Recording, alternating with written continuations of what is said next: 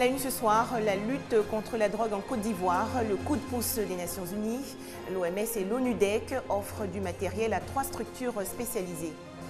Plus de contacts physiques à cause du virus Ebola, mais au Libéria, les populations ont trouvé une manière originale de se saluer. Enfin, le gouvernement ivoirien s'engage dans la protection des défenseurs des droits de l'homme. Il a adopté récemment une loi. Madame, Monsieur, bonsoir et bienvenue dans votre édition. Plus de 400 fumoirs dans le district d'Abidjan, selon une enquête récente menée par l'Association Médecins du Monde. Des chiffres alarmants pour la seule ville d'Abidjan. Un dispositif est donc mis en place par les Nations Unies pour lutter contre le trafic de drogue dans le pays. L'Organisation mondiale de la santé et l'Office des Nations Unies contre la drogue et le crime ont offert récemment à 3 structures spécialisées du matériel destiné à la lutte contre la drogue. Des ordinateurs, du matériel de bureau, des gants stérilisés, des textes qualitatifs, le tout d'une valeur de 15 millions de francs CFA. C'est en substance le don de l'Organisation mondiale de la santé OMS et l'Office des Nations Unies contre la drogue et le crime ONUDC à des structures exerçant dans le domaine de la lutte contre la drogue.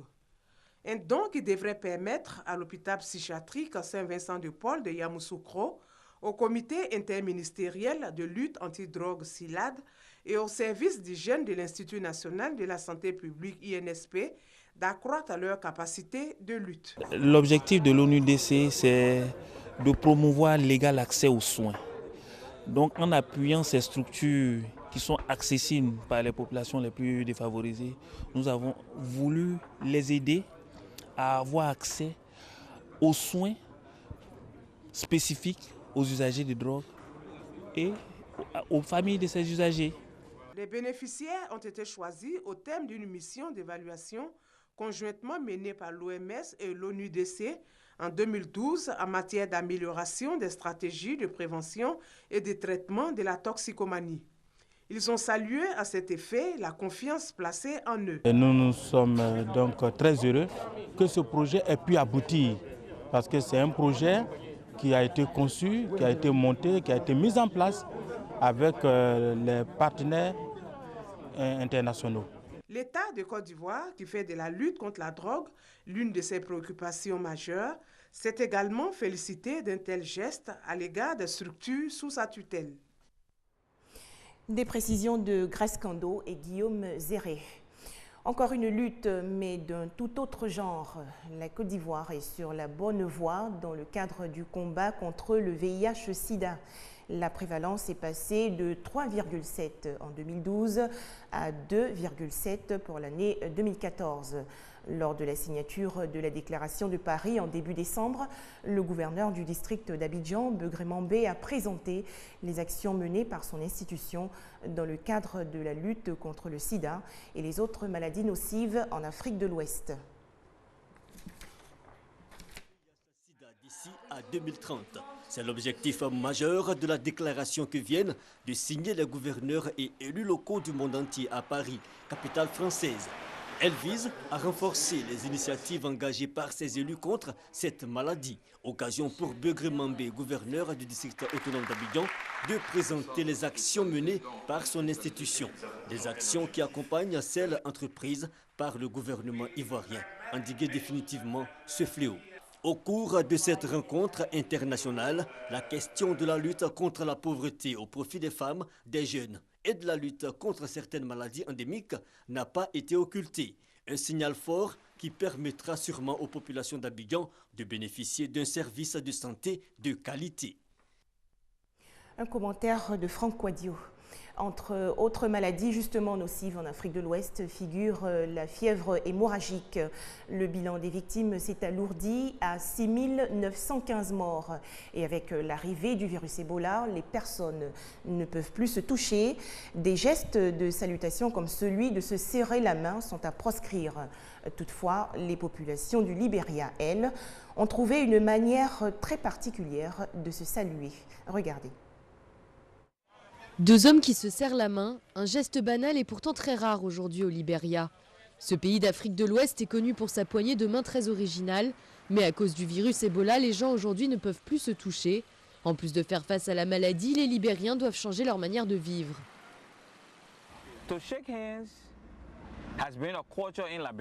La poignée de main, ça fait partie de notre culture au Libéria. Nous nous serrons la main, on claque les doigts, c'est notre culture. Et je pense que parmi tous les pays d'Afrique de l'Ouest, nous sommes celui qui serrons le plus les mains, voire même dans toute l'Afrique. Ebola se transmet par l'échange de liquide ou de transpiration.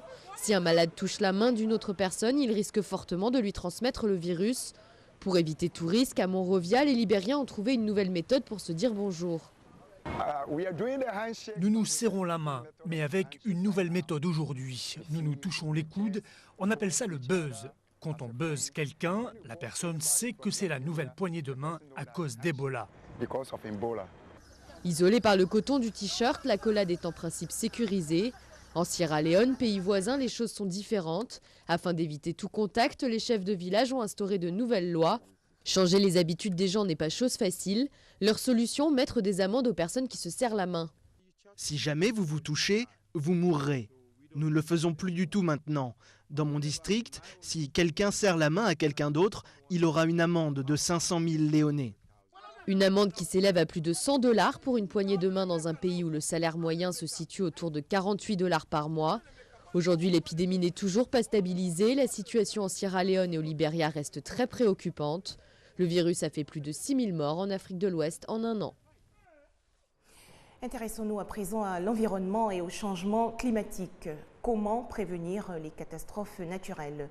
Le système mondial intégré des systèmes d'observation de l'Organisation mondiale de la météorologie constitue un projet novateur.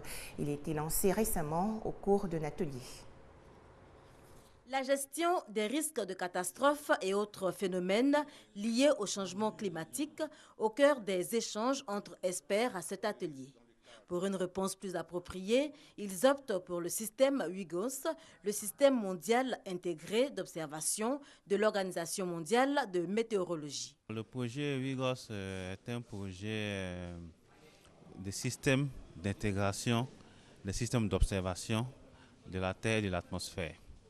Alors, il s'agit de pouvoir renforcer les systèmes d'observation au niveau national et les intégrer dans un seul réseau d'observation pour mieux faire face aux défis du climat, aux défis des prévisions météorologiques et mieux aborder les questions liées au changement climatique et au risque de catastrophes naturelles. Un projet qui vaut de l'or. Il s'agit de l'échange international et aussi national d'observation de la météorologie, la climatologie et de l'environnement. Ce qui est important pour pouvoir améliorer la prévision du temps et la surveillance de la climatologie et aussi des autres services dans l'environnement. Tempêtes, sécheresses, inondations, canicules, autant de risques liés au dérèglement climatique. Des défis du climat qui pourraient être ainsi relevés. Des explications de Michel Mambo.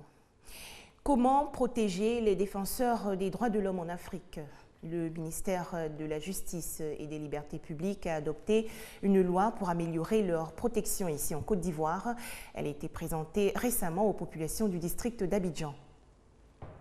Les défenseurs des droits de l'homme n'auront plus peur d'exercer leurs fonctions en Côte d'Ivoire. Une loi vient d'être prise par le ministère de la Justice pour leur protection. C'est une loi qui a été donc adoptée le 20 juin dernier et qui est structurée donc autour de 4 chapitres et qui comprend 20 articles dans lesquels globalement il est énuméré les devoirs et les droits donc des défenseurs des droits de l'homme.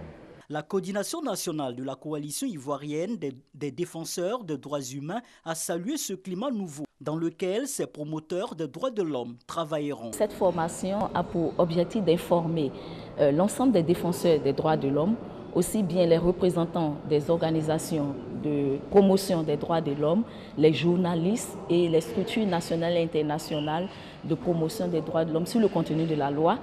Emmener ces défenseurs-là à s'approprier cette loi qui est un cadre légal que les défenseurs ont et nous voulons profiter de votre micro pour saluer le gouvernement ivoirien à travers lui, le ministère de la Justice, des droits de l'homme et des libertés publiques pour avoir initié et fait adopter cette loi en vue d'une meilleure protection des défenseurs des droits de l'homme en Côte d'Ivoire. Cette séance d'information ponctuée d'échanges a permis au public présent d'être largement instruit sur la loi 2014-388 du 20 juin 2014 portant sur la protection des défenseurs des droits de l'homme. Un reportage de Serge Gongoma et Félix Amani. La fête de Noël arrive à grands pas, l'occasion pour la commune du Plateau d'organiser un événement festif. Le marché de Noël, c'est son nom, propose et vend tous les produits relatifs à cette célébration, articles de décoration de Noël et autres cadeaux. Le marché de Noël se tient du 18 décembre 2014 au 3 janvier 2015. Des rues scintillant de mille feux, exposition de livres, jouets et de l'animation. La commune du Plateau, le temps de marché. Le marché de Noël veut briser la glace. Nous essayons d'aménager les espaces, de leur donner un contenu fier à lui, pour que nos populations sentent que quand même les choses bougent. Le marché de Noël sur l'avenue Chardy, 15 jours pour sortir la commune du Plateau de la routine quotidienne. L'idée est appréciée. On coutume de dire qu'au plateau, à partir d'une certaine heure, bon, la ville est morte, la ville est déserte, il n'y a plus rien. Donc c'est une manière aussi d'amuser la commune, d'inviter les populations voisines à venir à la manifestation. Je pense que c'est intéressant, c'est pas mal. Il faut désormais que le plateau, qui est le centre des affaires, devienne aussi un centre d'animation le soir. Premier à se frotter les mains, les exposants. Roger veut faire découvrir l'art du bronze. Il y a les grandes pièces, il y a les petites pièces, il y a les pièces qu'on peut vendre à 10 000, il y a les pièces qu'on peut vendre à 40 000, comme 50 000, voilà, ça tourne autour de ça. Et même au-delà de 100 000 francs CFA, le marché de Noël, un pan d'un programme plus vaste. Nous allons dès l'année prochaine commencer à faire des grands projets, que ce soit le centre commercial, la reprise des rues, la reprise des luminaires. On va avoir beaucoup plus d'arbres et il y a un certain nombre de bâtiments qui vont être refaits. Et nous pensons que d'ici 2-3 ans, le plateau n'aura rien à voir avec ce qu'on voit aujourd'hui. Artère principale, partant de l'espace lagunaire à l'avenue Chardy. Des espaces aménagés, l'activité débutée le 18 décembre prendra fin le 3 janvier prochain. C'était un reportage de Franck Quadio. Des fêtes de fin d'année, notamment la Noël, qu'on ne saurait célébrer sans consommer la volaille, poulet, canard, dinde, oie et autres pintades. À ce propos, un communiqué. Le ministère des Ressources animales et halieutiques interdit la vente de volailles en dehors des marchés en Côte d'Ivoire. En effet, le ministère constate une prolifération de vendeurs ambulants et occasionnels de volailles vivantes aux abords des voies publiques. Selon le ministère des Ressources animales et halieutiques, cette activité doit être soumise à une déclaration obligatoire et ne doit s'exercer uniquement que sur un marché conventionnel. Par conséquent, il est du pouvoir public de veiller à son contrôle. Du sport, pour terminer l'actualité nationale. L'Office ivoirien des sports scolaires et universitaires, OASU, veut miser sur les élèves et étudiants pour assurer la relève de demain. Objectif énoncé lors de la 2e édition des Jeux scolaires et universitaires qui se déroule du 17 au 23 décembre prochain dans le district des Savanes à Korogo. Pour se mettre véritablement au service du développement du sport en Côte d'Ivoire, l'OASU a choisi des méthodes simples. Un exemple, à partir de cette rencontre de handball entre la région du Béquet-en-Jaune et la région du Tonkui, les encadreurs des différentes équipes sélectionnées ont été retenus pour une mission très claire. À partir des fichiers techniques d'observation, ils doivent mettre l'accent sur la taille des athlètes, leur morphologie. Ils suivent également leur déplacement sur le terrain.